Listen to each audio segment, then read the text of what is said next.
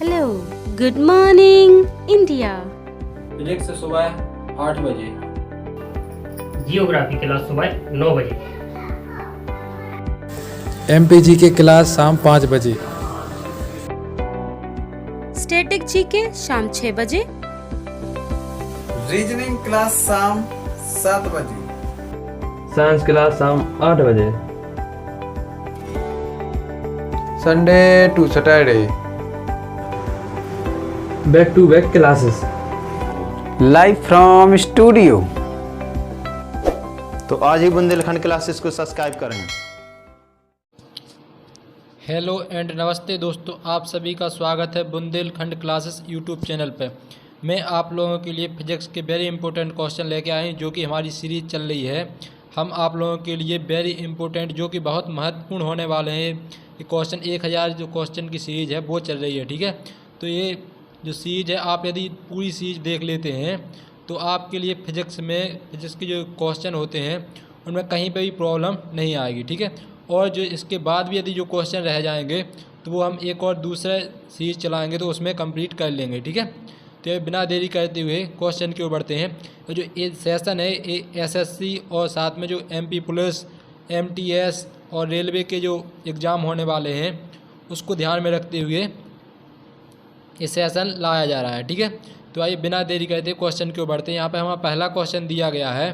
पहला क्वेश्चन है, किसी गैस को द्रव में बदलने के लिए सबसे सरल विधि कौन सी स्थिति में होती है। देखिए, किसी गैस को द्रव में बदलने के लिए आपके जो गैस सिलेंडर होते हैं, गैस सिलेंडरों में गैस किस रूप में भरी होती है, गैस द्रव रूप में भरी होती है। ठीक है, गैस सिलेंडरों में किस रूप में भरी होती है, द्रव रूप में भरी होती है। लेकिन अपन जब उसे यूज करते हैं तो वो किस गैस रूप में उसे यूज करते हैं। लेकिन हालांकि वो भरी किस रूप में आती है, भरी होती है वो द्रव रूप में। तो इसकी जो कंडीशन है वो क्या है, तो इसका जो सही आंसर है ऑप्शन नंबर 1 इसका सही आंसर है। क्या, कम तापमान और उच्च दाब। देखिए, यदि आप गैस को अधिक से अधिक दाब लगाएंगे तो जैसे यहाँ पे कोई कंटेनर में यहाँ पे गैस भरी हुई है। ठीक है, यहाँ पे इतनी एक गैस भरी हुई है। अब जब आप यहाँ से इस पर कोई प्रेशर डालते हैं, ठीक है, यहाँ से आप कोई प्रेशर डालते हैं तो ये प्रेशर डालने से ये संपीड़ित होगी। संपीड़ित होने से इसके अणु पास पास आ जाएंगे और पास पास आने से इसकी अवस्था परिवर्तित हो जाएगी और ये गैस से द्रव अवस्था में हो जाएगी। तो कम तापमान और उच्च दाब एक अच्छी कंडीशन होती है। ठीक है, किसी गैस को द्रव में परिवर्तित करने के लिए। तो इसका जो सही आंसर है ऑप्शन नंबर 1 इसका। नेक्स्ट क्वेश्चन है हमारा, निम्नलिखित में से सर्वोत्तम ऊष्मा सुचालक है। देखिए, जो दिए गए ऑप्शन है इनमें से ऊष्मा का सर्वोत्तम सुचालक क्या है, तो इसका जो सही आंसर ऑप्शन नंबर 2 है इसका सही आंसर। क्या, पारद। ठीक है, पारा के लिए क्या कहा जाता है, पारा के लिए पारद भी कहा जाता है। तो इसका जो सही आंसर है ऑप्शन नंबर 2 है इसका सही आंसर है। नेक्स्ट क्वेश्चन की ओर बढ़ते हैं। नेक्स्ट क्वेश्चन हमारा, हम लघु तरंगों के प्रसारण को दीर्घ तरंगों के प्रसारणों की अपेक्षा अधिक अच्छा तरह क्यों सुन पाते हैं। देखिए, हम लघु तरंगों के प्रसारण को दीर्घ तरंगों के प्रसारण की अपेक्षा अधिक अच्छा सुन पाते हैं। देखिए, क्वेश्चन का कहने का मतलब है कि जो लघु तरंगें हैं हम उन्हें अच्छी तरह से सुन सकते हैं, स्पष्ट हमें सुनाई देती हैं, जबकि दीर्घ तरंगें हैं वो हमें स्पष्ट रूप से सुनाई नहीं देती हैं। देखिए, ऐसा क्यों होता है, ऐसा इसलिए हो, तो इसका जो सही आंसर है ऑप्शन नंबर 1 इसका सही आंसर। क्या, दीर्घ तरंगों की अपेक्षा लघु तरंगें अधिक ऊर्जा होती है। ठीक है, तो इसका जो सही आंसर ऑप्शन नंबर 1 इसका सही आंसर। देखिए, ऑप्शन नंबर 1 इसका सही आंसर क्यों है, क्योंकि जो दीर्घ तरंगें होती हैं, दीर्घ तरंगों की अपेक्षा लघु तरंगों में ऊर्जा की अधिकता होती है। ठीक है, ऊर्जा की अधिकता होती है, तो इसी कारण से वो हमारे कानों तक स्पष्ट रूप से पहुंच पाती हैं और अच्छी तरह से हमें सुनाई देती हैं। जबकि दीर्घ तरंगों में क्या होता है, दीर्घ तरंगों में ऊर्जा की जो ऊर्जा होती है वो कम होती है। ठीक है, उनका नाम जरूर दीर्घ है लेकिन उनमें ऊर्जा कम होती है लघु तरंगों की अपेक्षा। तो इसका जो सही आंसर है ऑप्शन नंबर 1 इसका सही आंसर है। दीर्घ तरंगों की अपेक्षा लघु तरंगें अधिक ऊर्जावान होती हैं। नेक्स्ट क्वेश्चन की बढ़ते हैं। नेक्स्ट क्वेश्चन हमारा, भूकंप की तीव्रता मापने वाले यंत्र को कहा जाता है। देखिए, भूकंप की तीव्रता भूकंप की तीव्रता किस में नापते हैं? तो भूकंप की तीव्रता नापते हैं रिएक्टर पैमाने में। तो इसका जो सही आंसर है ऑप्शन नंबर डी इसका सही आंसर। ठीक है, रिएक्टर पैमाने पर नापते हैं, लेकिन किस में दर्शाते हैं, किस यंत्र में दर्शाते हैं? तो सिस्मोग्राफ में दर्शाते हैं। तो इसका जो सही आंसर ऑप्शन नंबर 4 इसका सही आंसर। ठीक है, रिएक्टर पैमाने पर उसे क्या है, उसकी मापते हैं। ठीक है, लेकिन सिस्मोग्राफ द्वारा उसे क्या प्रदर्शित किया जाता है। नेक्स्ट क्वेश्चन है हमारा, नेक्स्ट क्वेश्चन है अतिचालक वे तत्व होते हैं। देखिए, अतिचालक कौन से तत्व होते हैं? तो अतिचालक वे तत्व होते हैं जिनकी प्रतिरोधकता न्यूनतम तापमान पर लगभग शून्य होती है। ठीक है, जिनकी प्रतिरोधकता न्यूनतम तापमान पर लगभग शून्य होती है। तो इसका जो सही आंसर है ऑप्शन नंबर दूसरा इसका सही आंसर। ठीक है, जिनकी प्रतिरोधकता बहुत शून्य तापमान पर लगभग शून्य होती है। ठीक है, जिनकी प्रतिरोधकता बिल्कुल शून्य के बराबर होती है, उन्हें क्या कहा जाता है? अतिचालक पदार्थ कहा जाता है। ठीक है, अतिचालक तत्वों का उपयोग कहाँ पर किया जाता है? तो अतिचालक तत्वों का उपयोग किया जाता है जो सुपर कंप्यूटर होते हैं, सुपर कंप्यूटर और कंप्यूटर, उनके उपकरण बनाने में अतिचालक पदार्थों का उपयोग किया जाता है। ठीक है, नेक्स्ट क्वेश्चन की बढ़ते हैं। नेक्स्ट क्वेश्चन है हमारा, ऐसा क्यों लगता है कि खुले में बड़ी आग को तेज हवा भड़का सकती है? देखिए, ऐसा क्यों लगता है, मतलब ऐसा हमारा ऑब्जर्वेशन होता है कि यदि हम बाहर खुले में कहीं आग जलाते हैं तो जो तेज हवा है उस आग को भड़का यानी बढ़ा सकती है। ऐसा क्यों होता है, ऐसा क्यों लगता है? तो इसका जो सही आंसर है ऑप्शन नंबर तीसरा इसका सही आंसर। ठीक है, क्या?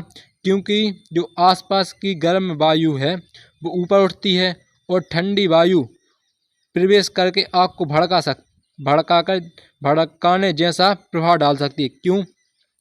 क्योंकि जो सबसे यदि किसी चीज़ को जलने के लिए किस चीज़ की आवश्यकता होती है?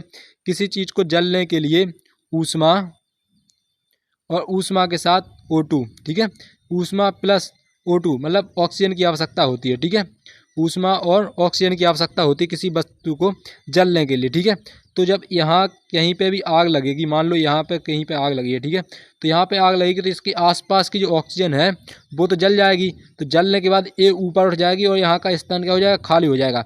और जो बाहर की जो ऑक्सीजन होगी वो यहाँ पे आना स्टार्ट हो जाएगी। और हवा चलने से क्या होता है?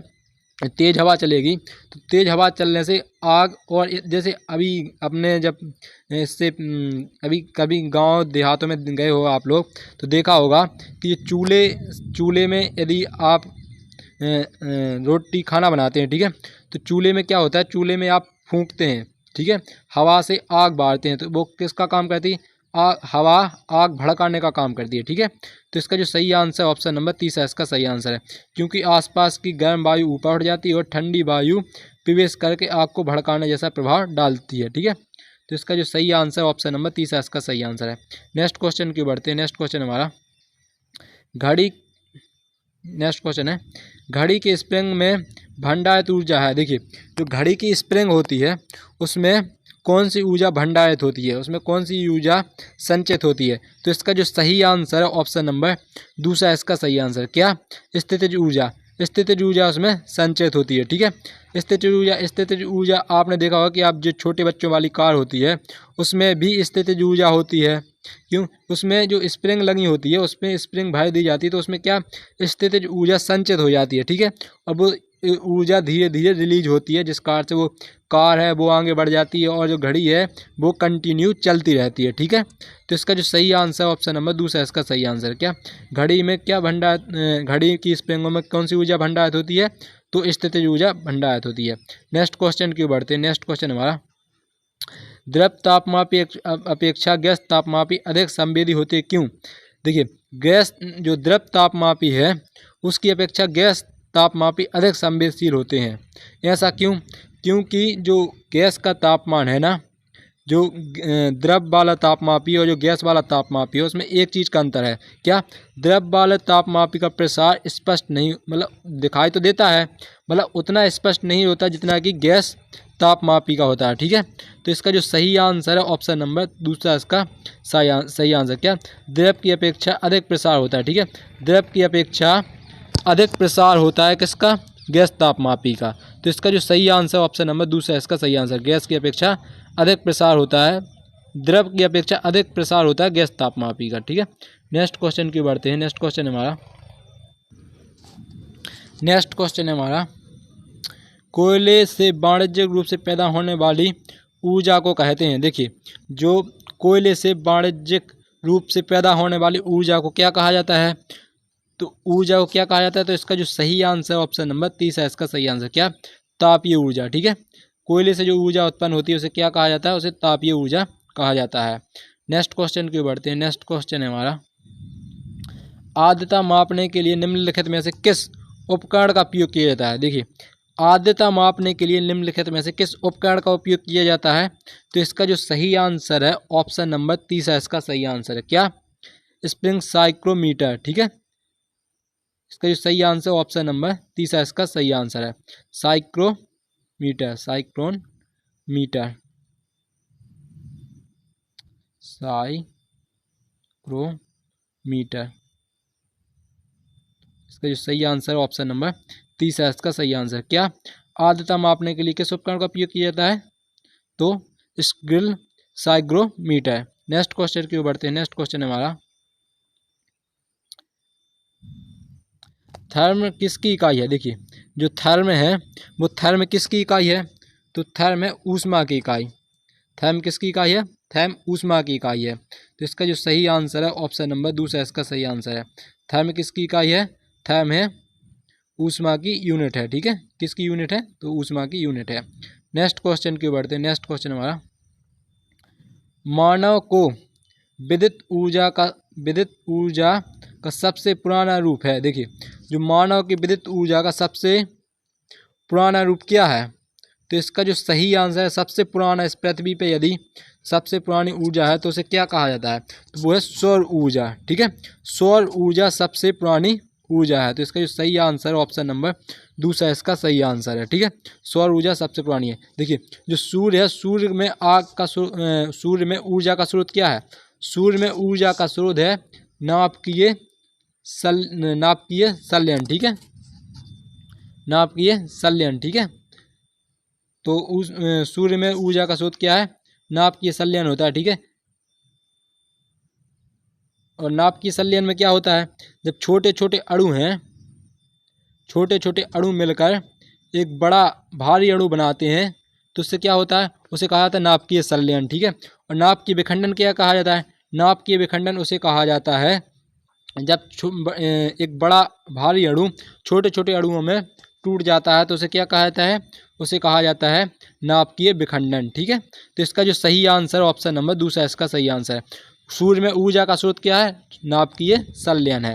नेक्स्ट क्वेश्चन की बढ़ते हैं। नेक्स्ट क्वेश्चन हमारा, वायु में ध्वनि का वेग किससे परिवर्तन के साथ परिवर्तित नहीं होता है? ठीक है, तो ये जो क्वेश्चन है बहुत ज़्यादा इंपॉर्टेंट क्वेश्चन होने वाला है। ठीक है, वायु में ध्वनि का वेग किसके परिवर्तन के साथ परिवर्तित नहीं होता है? ठीक है, तो वायु में जो दाब होता है उसके परिवर्तन के साथ परिवर्तित नहीं होता है। तो इसका जो सही आंसर ऑप्शन नंबर दूसरा इसका सही आंसर है। ठीक है, नेक्स्ट क्वेश्चन की ओर बढ़ते हैं। नेक्स्ट क्वेश्चन हमारा, वैश्विक तापन के फलस्वरूप हो सकता है। देखिए, वैश्विक तापन मतलब जो हमारा पूरा पृथ्वी है, पूरी पृथ्वी है, इस धरातल है, इस धरातल का यदि तापमान वैश्विक पूरे संसार का यदि तापमान बढ़ जाता है तो उससे क्या होने की संभावना है? देखिए, उससे समुद्र तल का स्तर भी बढ़ जाएगा। ठीक है, और फसलों के फलस्वरूप फसल के स्वरूप में परिवर्तन आ जाएगा, तट रेखाओं में परिवर्तन हो जाएगा। ठीक है, तो इसका जो सही आंसर उपरोक्त ये सभी प्रकार के परिवर्तन आ जाएंगे। ठीक है, क्लाइमेट चेंज से क्या आ जाएगा? वैश्विक तापमान से क्लाइमेट चेंज हो सकता है। ठीक है, तो इसका जो सही आंसर ऑप्शन नंबर फोर्थ इसका सही आंसर है। नेक्स्ट क्वेश्चन की बढ़ते हैं। एक फोटोसेल में प्रकाश ऊर्जा को परिवर्तित किया जाता है। देखिए, एक फोटोसेल में प्रकाश ऊर्जा को परिवर्तित किया जाता है। तो इसका जो सही आंसर ऑप्शन नंबर चौथा इसका सही आंसर। क्या? विद्युत ऊर्जा में परिवर्तित किया जाता है। एक फोटोसेल से प्रकाश ऊर्जा को किस में परिवर्तित किया जाता है? विद्युत ऊर्जा में परिवर्तित किया जाता है। फोटोसेल का क्या काम है? प्रकाश ऊर्जा को विद्युत ऊर्जा में परिवर्तित करना। नेक्स्ट क्वेश्चन की बढ़ते हैं। नेक्स्ट क्वेश्चन हमारा, क्यूरी बिंदु तापमान पर निम्नलिखित में से क्या होता है। देखिए जो क्यूरी बिंदु होता है, क्यूरी बिंदु तापमान पर निम्नलिखित में से क्या होता है।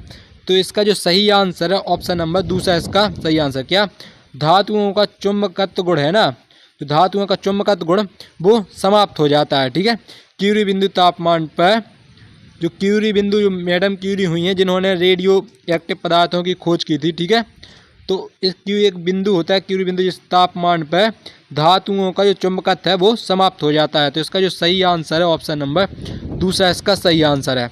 नेक्स्ट क्वेश्चन की ओर बढ़ते हैं। नेक्स्ट क्वेश्चन हमारा, किस प्रकार की अभिक्रिया से सबसे अधिक हानिकारक ऊर्जा विकिरण पैदा होते हैं। देखिए तो जो किस प्रकार की अभिक्रिया सबसे हानिकारक विकिरण पैदा होते हैं, तो इसका जो सही आंसर है ऑप्शन नंबर दूसरा इसका सही आंसर। क्या, नाभिकीय विखंडन। मैंने अभी जस्ट पहले इसके जो क्वेश्चन निकल गया है सेकंड क्वेश्चन, उसमें बताया है कि नाभिकीय संलयन क्या है और नाभिकीय विखंडन क्या है। नाभिकीय विखंडन जब एक भारी अणु छोटे छोटे अणुओं में टूट जाता है। ठीक है, एक भारी अणु छोटे छोटे अणुओं में टूट जाता है तो उसे क्या कहा जाता है, उसे नाभिकीय विखंडन कहा जाता है। और किस सबसे हानिकारक विकिरण किस में पैदा होते हैं, तो नाभिकीय विखंडन में होते हैं। तो इसका जो सही आंसर है ऑप्शन नंबर दूसरा इसका सही आंसर है। ठीक है, नेक्स्ट क्वेश्चन की बढ़ते हैं। नेक्स्ट क्वेश्चन है हमारा, ठंडे देशों में शीतकाल में झीलें जम जाती हैं नीचे पानी छोड़कर। देखिए यदि ठंडे प्रदेशों में जैसे स्विट्जरलैंड वगैरह हुए तो यहाँ पर कोई नदी बहती है या झील बहती है तो इसके ऊपर क्या होती है, इसके ऊपर बर्फ़ जम जाती है। ठीक है, इसके ऊपर बर्फ़ जम जाती है, हालांकि इसके जो नीचे है वो पानी बहता रहता है। आपने बहुत सारी फिल्मों में भी देखा होगा कि इसके जो ऊपर है ना वो बर्फ़ जम जाती है लेकिन इसके नीचे पानी बहता रहता है। तो ये कितने डिग्री सेल्सियस पर जो इसका जो तापमान है, कितने डिग्री सेल्सियस तापमान पर ऊपर की परत बर्फ़ बन जाती है लेकिन नीचे का पानी बहता रहता है। तो इसका जो सही आंसर है ऑप्शन नंबर तीसरा इसका सही आंसर है। क्या, 4 डिग्री सेल्सियस पर क्या होता है कि जो बर्फ़ है वो पानी बर्फ़ में परिवर्तित होने लगता है। ठीक है, तो इसका जो सही आंसर ऑप्शन नंबर तीसरा इसका सही आंसर है। नेक्स्ट क्वेश्चन की बढ़ते हैं। नेक्स्ट क्वेश्चन है हमारा, थर्मोस्टेट का उपयोग रेफ्रिजरेटर के तापमान के नियंत्रण में किया जाता है, इसमें होता है। देखिए इसमें क्या होता है या क्या होती है। थर्मोस्टेट का उपयोग रेफ्रिजरेटर के तापमान में नियंत्रण करने के लिए किया जाता है। तो इसमें क्या होता है, इसमें एक द्विधातु पट्टी होती है। ठीक है, तो इसका जो सही आंसर ऑप्शन नंबर 1 इसका सही आंसर। क्या, एक द्विधात्विक पट्टी होती है। थर्मोस्टेट रेफ्रिजरेटर क्या होता है, रेफ्रिजरेटर होता है अपना जो कूलर फ्रिज होता है ना, फ्रिज के लिए क्या कहा जाता है, रेफ्रिजरेटर कहा जाता है। ठीक है, तो उसमें जो तापमान है ना, तापमान को नियंत्रित करने के लिए थर्मोस्टेट का उपयोग किया जाता है। थर्मोस्टेट एक उपकरण है। ठीक है, जो एक द्विधात्विक पट्टी से मिलकर बना होता है। ठीक है, एक द्विधात्विक पट्टी से मिलकर बना होता है, उसमें क्या उसे कहा जाता है, थर्मोस्टेट कहा जाता है। और थर्मोस्टेट का काम क्या होता है, थर्मोस्टेट का काम होता है रेफ्रिजरेटर में तापमान के नियंत्रण के लिए। ठीक है, नेक्स्ट क्वेश्चन की बढ़ते हैं। नेक्स्ट क्वेश्चन हमारा, रेफ्रिजरेशन का वह प्रक्रिया जिसमें, देखिए जो रेफ्रिजरेशन होता है, रेफ्रिजरेशन मतलब जो आपका फ्रिज होता है, उस फ्रिज में क्या होता है, उसमें कौन सी क्रिया होती है जिस कारण से आपकी जो सब्जियां हैं वो सड़ती नहीं है। ठीक है, और जो आप उसमें कोई भी चीज़ रख देते हैं तो वो ताज़ा बनी रहती है। वो किस कारण से, वो उसमें एक ऐसा वातावरण अनुकूल हो जाता है, इस वातावरण उत्पन्न हो जाता है जिससे कि उसमें जो बैक्टीरिया हैं, कीटाणु हैं, वो उत्पन्न नहीं हो पाते। ठीक है, एक ऐसा वहाँ पे माहौल पैदा कर दिया जाता है जहाँ पर बैक्टीरिया पनप नहीं सकते हैं। तो इसका जो सही आंसर है ऑप्शन नंबर दूसरा इसका सही आंसर। क्या, कीटाणु वृद्धि दर घट जाती है। ठीक है, वहाँ पर कीटाणु हैं, वो कीटाणुओं की वृद्धि दर बहुत कम हो जाती है। ठीक है, यदि आप कोई चीज़ सेव करने के लिए रखते हैं, जैसे कि आपने खाना वगैरह और भी तमाम प्रकार की चीज़ें रख देते हैं, तो वो क्या होती हैं कि वहाँ पर रखने से जो उनमें बैक्टीरिया होने वाले थे या जो कीटाणु उसमें उत्पन्न होने वाले थे, तो वो उस ठंडे की वजह से, उस ठंडे माहौल की वजह से वृद्धि नहीं कर पाते। ठीक है, और उनकी वृद्धि दर घट जाने से जो हमारा सेफ सामान होता है वो सेफ बना रहता है। इसी कारण से हम रेफ्रिजरेटर में रखते हैं। तो इसका जो सही आंसर ऑप्शन नंबर दूसरा इसका सही आंसर है। ठीक है, नेक्स्ट क्वेश्चन की बढ़ते हैं। नेक्स्ट क्वेश्चन है हमारा, दो रेल पटरियों के बीच धातुओं के निम्नलिखित में से किस संयोजन के लिए गैप छोड़ा जाता है। देखिए, आप अधिकांश लोगों ने देखा होगा कि जो रेल की पटरियां होती हैं, दो पटरियां जहाँ पे फोल्ड जुड़ती हैं, मान लो जैसे एक पूरी पटरी तो नहीं बिछाई जाती है, जैसे मान लो कोई 100 मीटर की एक पटरी होती है या 50 मीटर की कोई पटरी है, ठीक है। उस जब ये पटरी 100 मीटर की, जैसे 50 मीटर की कोई पटरी है या 10 मीटर की कोई पटरी है, वो समाप्त होने के बाद दूसरी पटरी हमें जोड़नी पड़ती है, और दूसरी पटरी हम जब उसमें जोड़ते हैं, ठीक है, तो उसमें छोटा सा गैप छोड़ते हैं, ठीक है। ये छोटा सा गैप किस लिए छोड़ते हैं? ये छोटा सा गैप इसलिए छोड़ते हैं क्योंकि जब इंडिया जैसे देशों में 50-50 डिग्री टेम्परेचर तापमान बढ़ता है, ठीक है, 50-47 डिग्री टेम्परेचर बढ़ता है, तो इससे क्या होता है कि इसमें जो गर्म हो जाती हैं, ठीक है, ये गर्म हो जाती हैं, और गर्म होने के कारण से जब रेल निकलती है, ठीक है, रेलगाड़ी जो निकलती है, तो इनके प्रसार होने का डर रहता है, ठीक है। और ये प्रसार होती हैं, प्रसार होने का ये ओवरलैप ना हो जाए, इसी कारण से इनके बीच में गैप छोड़ा जाता है। तो इनमें कौन सा प्रसार होता है? इनमें रेखीय प्रसार होता है, ठीक है। इसे विशेष करके आपको ध्यान रखना है। तो इसमें कौन सा प्रसार होता है? इसमें रेखीय प्रसार होता है, ना कि क्षेत्रीय प्रसार, ठीक है। तो इसका जो सही आंसर है ऑप्शन नंबर 30 है, इसका सही आंसर है, ठीक है। जो रेल की पटरियाँ हैं उसमें गैप किस लिए छोड़ जाता है? ताकि रेखीय प्रसार की वजह से जो रेखीय प्रसार होगा उस कारण से ये ओवरलैप ना कर जाएं, ये एक दूसरे के ऊपर ना चढ़ जाएं, ठीक है। इस कारण से ये छोटा सा गैप छोड़ा जाता है। नेक्स्ट क्वेश्चन की बढ़ते हैं। नेक्स्ट क्वेश्चन हमारा, डॉक्टरों द्वारा प्रयोग किए जाने वाला स्टेथोस्कोप किस सिद्धांत पर काम करता है? देखिए, आप लोगों ने देखा होगा कि यदि आप दवा करवाने के लिए डॉक्टर के पास जाते हैं तो उसके गले में एक प्रकार की एक डला होता है, ठीक है, इस प्रकार से एक चीज़ होती है। वो क्या काम करती है? वो किस सिद्धांत पर काम करती है? तो वो ऊष्मा का जो परावर्तन होता है, ऊष्मा के परावर्तन पर काम करती है, ठीक है। जो आपकी हृदय की धड़कन होती है, हृदय की धड़कन जो परावर्तित होती है, तो वो इसमें ऑब्जर्व कर लेता है और हमें इसकी नली के द्वारा उसे कान में सुनाई देती है, ठीक है। तो वो किस सिद्धांत पर कार्य करती है? वो ध्वनि परावर्तन सिद्धांत पर कार्य करती हैं। जो डॉक्टर का स्टेथोस्कोप होता है, जो हृदय की धड़कन जिससे नापी जाती है, तो उसे क्या कहा, उसे किस सिद्धांत पर कार्य करता है? वो कार्य करता है ध्वनि परावर्तन पर। तो इसका जो सही आंसर ऑप्शन नंबर दूसरा इसका सही आंसर है, ठीक है। नेक्स्ट क्वेश्चन की ओर बढ़ते हैं। नेक्स्ट क्वेश्चन हमारा,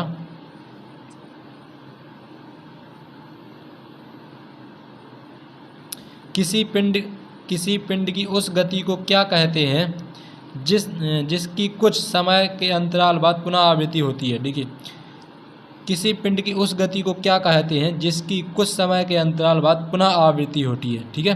पुनः आवृत्ति मतलब उसे दोहराया जाता है, तो उसे क्या कहा जाता है? उसे कहा जाता है आवर्ती गति, ठीक है। उसे क्या कहा जाता है? आवर्ती गति। तो इसका जो सही आंसर है ऑप्शन नंबर 1 इसका सही आंसर, ठीक है। इसे क्या कहा जाता है? आवर्ती गति कहा जाता है। मान लो आपने कोई एक लोलक लिया, ठीक है, यहाँ पे आपने एक पेंडुलम लिया और यहाँ से ये यहाँ तक गया, ठीक है, यहाँ से यहाँ तक गया और फिर ये यहाँ से यहाँ आ गया, फिर ये यहाँ से यहाँ गया। तो यहाँ से जो यहाँ तक का इसका जो समय होगा उसे क्या कहा जाता है? उसे आवर्ती गति कहा जाता है, ठीक है। जब वो एक बार यहाँ से यहाँ और यहाँ से वहाँ जाता है, ठीक है, तो इसका अर्थ इसे क्या कहा जाता है? इसे एक आवर्ती गति कहा जाता है। किसी भी समय अंतराल में किसी चीज़ की पुनः आवृत्ति को क्या कहा जाता है? आवर्ती कहा जाता है। नेक्स्ट क्वेश्चन की ओर बढ़ते हैं। शीतकाल में हेड पंप का पानी गर्म होता है क्यों? देखिए, आप लोगों ने देखा होगा कि जो आपके बोरवेल से यदि आप ठंडियों में पानी निकालते हैं तो वो पानी गर्म होता है, लेकिन यदि आपका जो शाम का पानी बर्तन में रखा होगा और वो यदि आप उसे सुबह उसे यूज करते हैं तो वो आपको ठंडा प्रतीत होता है। ऐसा क्यों? ऐसा इसलिए होता है क्योंकि जो धरातल का टेम्परेचर है वो जो भूमि के अंदर का टेम्परेचर है उससे काफ़ी कम होता है, ठीक है। धरातल का तापमान कम होता है और जो बोरवेल्स के नीचे ज़मीन का तापमान होता है वो तापमान अधिक होता है। तो वहाँ पे जो टेम्परेचर होता है तो वहाँ पे वो पानी अपने अकॉर्डिंग टेम्परेचर मैनेज करता है, लेकिन जब ये पानी धरातल पे आता है तो धरातल का तापमान तो कम है तो उसकी अपेक्षा ये अधिक होता है, तो हमें वो गर्म प्रतीत होता है। तो इसका जो सही आंसर है ऑप्शन नंबर दूसरा इसका सही आंसर क्या? पृथ्वी के भीतर का तापमान वायुमंडलीय तापमान से अधिक होता है, ठीक है।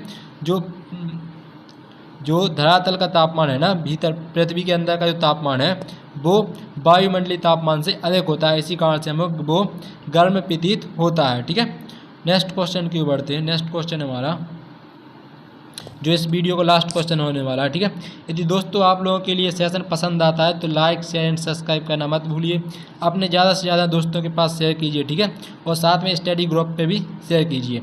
यहाँ पर नेक्स्ट क्वेश्चन हमारा, थर्मोमीटर से आमतौर पर पारद का प्रयोग किया जाता है क्योंकि इसमें होता है, देखिए जो पारद है, पारद किसे, पारा को मैंने इसी वीडियो में बताया कि पारद किसे कहा जाता है, पारा मरकरी के लिए कहा जाता है। ठीक है, पारद, तो उसमें हम पारा का ही यूज क्यों करते हैं, आपने देखा होगा थर्मामीटर में आप पारा का ही यूज क्यों करते हैं, पारा के अलावा आप किसी अन्य चीज़ का यूज क्यों नहीं करते हैं, तो इसलिए करते हैं क्योंकि जो पारा है वो ऊष्मा का अच्छा चालक है। ठीक है, ऊष्मा का एक अच्छा चालक है, ऊष्मा का अच्छा चालक होने के कारण वो जैसे यदि थोड़ा सा भी टेम्परेचर कम बढ़ होता है तो वो उसे जल्दी सुगमता से ऑब्जर्व कर लेता है। ठीक है, और वो उसके अकॉर्डिंग पारे का अकॉर्डिंग अपना मैनेज करता है। ठीक है, तो इसका जो सही आंसर है ऑप्शन नंबर 30 है, इसका सही आंसर क्या, उच्च चालकता। ठीक है, थर्मामीटर में पारा का उपयोग किया जाता है इसलिए क्योंकि ये ऊष्मा का एक अच्छा चालक होता है। ठीक है, इस कारण से उसका उपयोग किया जाता है। जिस प्रकार से विद्युत धारा का चांदी एक अच्छा चालक है, उसी प्रकार ऊष्मा का एक अच्छा चालक है पारा। ठीक है, यदि दोस्तों आप लोगों के लिए सेशन पसंद आता है तो लाइक शेयर एंड सब्सक्राइब करना मत भूलिए, अपने ज़्यादा से ज़्यादा स्टडी ग्रुप में शेयर कीजिए। थैंक यू दोस्तों फॉर वॉचिंग।